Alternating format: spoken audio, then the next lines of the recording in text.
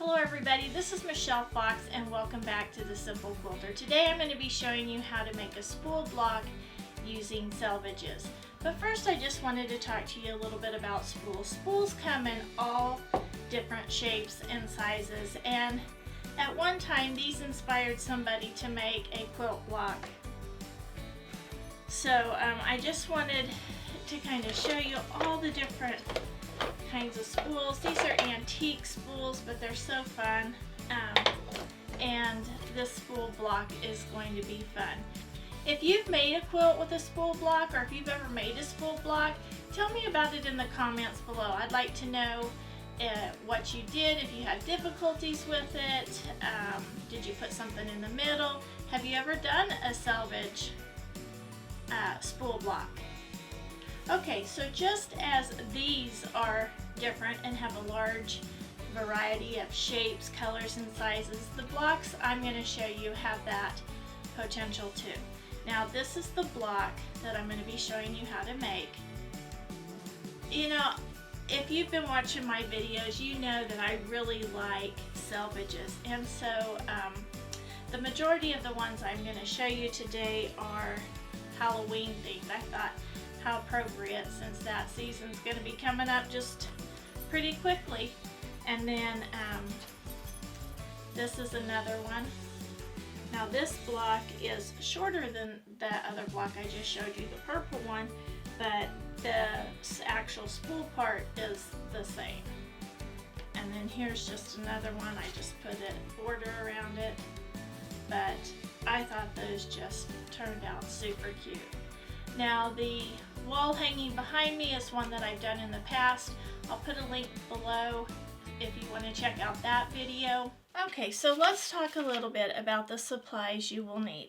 Now you're going to need some selvages, and I've done an earlier video about selvages, and I'll put that in a link right there above. Now this is my box of selvages, and it is quite a mess, but you will need a variety of those.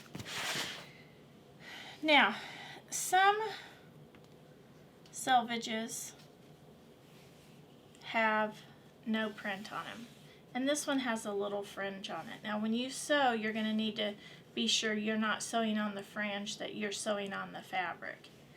Now some have writing, and I really prefer to try to get the writing on my projects. I like that writing on there. You can see here's another example, and then here's one with the writing and the fringe. But again, you want, when you sew, you want to be sure that you're sewing above that fringe line so that your piece will be sewed down. And I'll show you a little bit more about that in a few minutes. Now, when you select your fabric, or when you select your selvages, you can just do a random assortment like I've done here in this one. You can see this was just whatever selvage I had, I put down there. And you can see I love to include the dots and the writing. And I also do like to include the color too. Now in this project, the width of your selvages, it doesn't matter. But when you cut your selvages, you do want to be sure that you have a nice, even rectangle. You don't want it to look like a wedge. You just want it to look like a nice rectangle. And selvages aren't perfectly straight, so you may have a little bit of, they may appear to be just a little bit crooked, but that's okay. All right, this is a scrap project. Now, in these blocks, you can see, in this one, I chose a Christmas theme, and I just tried to pick out reds and greens. And in these, I picked out the Halloween theme. And I just think these just turned out great. Look at the little cats. They're so, so cute. So you could do a red, white, and blue theme. If you just love red, you could do all reds. You could do Valentine's Day using pink and purple and red.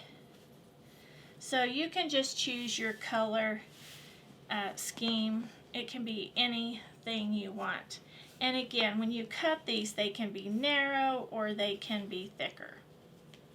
But again, you need to be sure it's a rectangle. Now you're also going to need some fabric glue. This just makes it a little bit easier.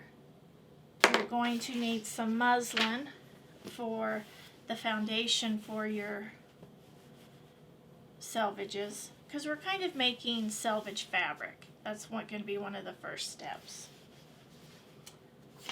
I use my walking foot, so my walking foot's on my machine, and I always just use some sort of scrap piece of paper.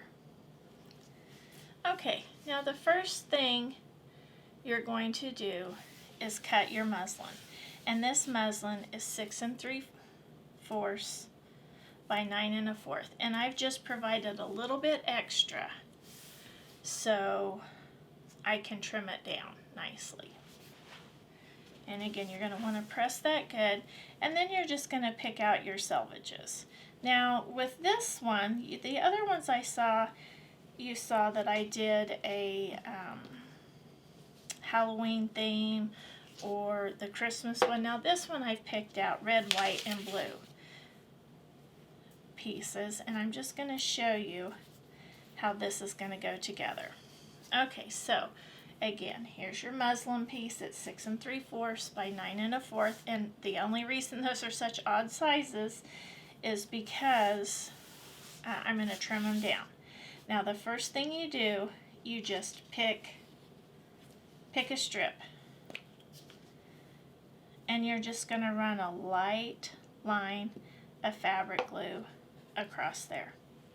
Now I really like this tip.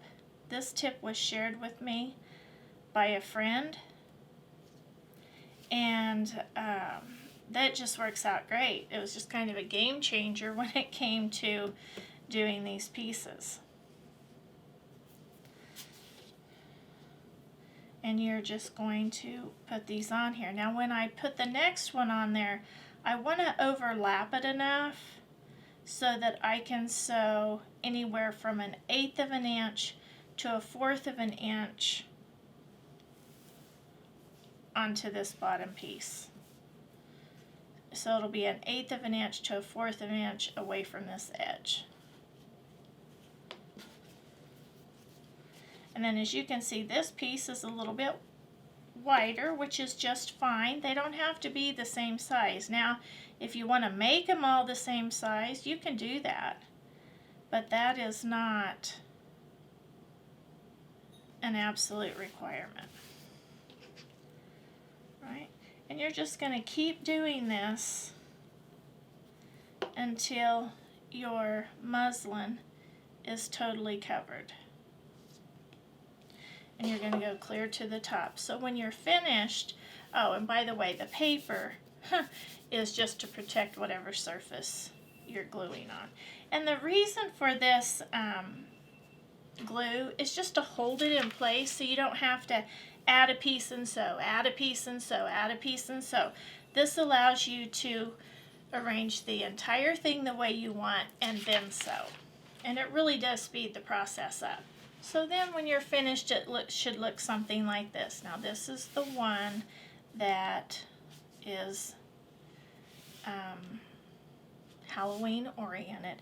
And then you're going to simply take it to the sewing machine and you're going to sew right along the edge of these pieces. And you can take a good look at your presser foot, or you can mark your piece so you can sew 1/8 of an inch right off that edge. And again, if you use one with a fringe, be sure you're sewing right above the fringe line. Then once you have all those on there, then you're just going to trim it down. And I trim these down to 6 1/2 by 9. I like to make mine a little bit bigger so I can have a nice good trim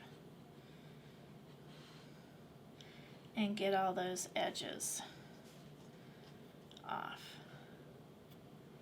So we're just going to go 6.5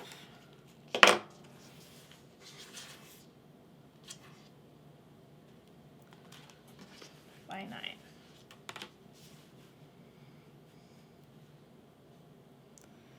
This little ruler works great for this size.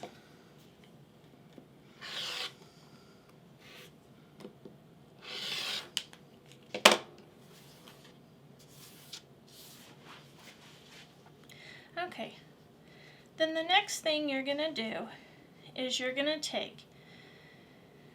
have cut 2.5-inch pieces, and these will be attached to the sides.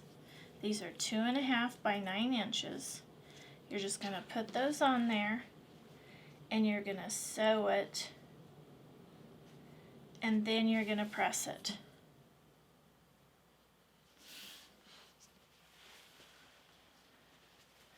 And so when you press it open, it's going to look like this. The next thing we're going to do is we're going to assemble this piece here. Okay, so for the top and the bottom here, you're going to need 2 pieces of a colored fabric. And here I've selected purple, and you're going to cut that 2.5 by 10.5. Then you're going to cut 4 2.5-inch triangles for the corners. So let me show you how this part is completed. Okay, so first of all, you're going to take your squares, and you're going to get some sort of straight edge and a marking pen, and you're just going to draw a line from corner to corner. And this is going to be your sewing line. Now on this one, you don't want to sew above or below, you want to sew right on the sewing line. Then you're going to take your 2.5 by 10.5-inch strip, and you're going to position these fabrics with right sides together so that it will make the top of the spool or the bottom of the spool. Now you do have to be careful when you do this, because you want to be sure these are going the same direction. These are both pointing inward like that. Then you're going to simply go to your sewing machine, and you're going to sew directly on that line. Then your piece is going to look just like this. The next step is to just trim this off by 1/4 of an inch on both sides.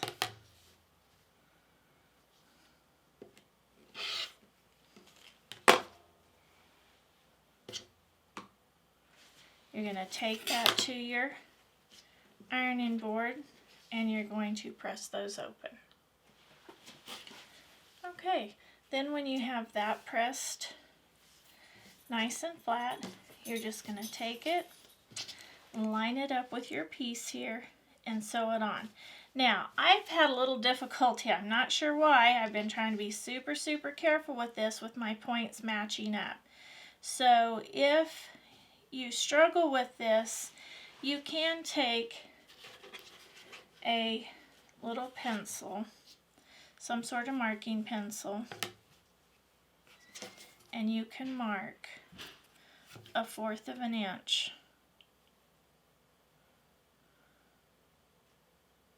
from the seam. So you're going to mark that right there, and then you're going to do the same here. And all I'm doing is coming 1/4 of an inch right up from here where it should meet with the other piece. Okay, and I did that on both sides.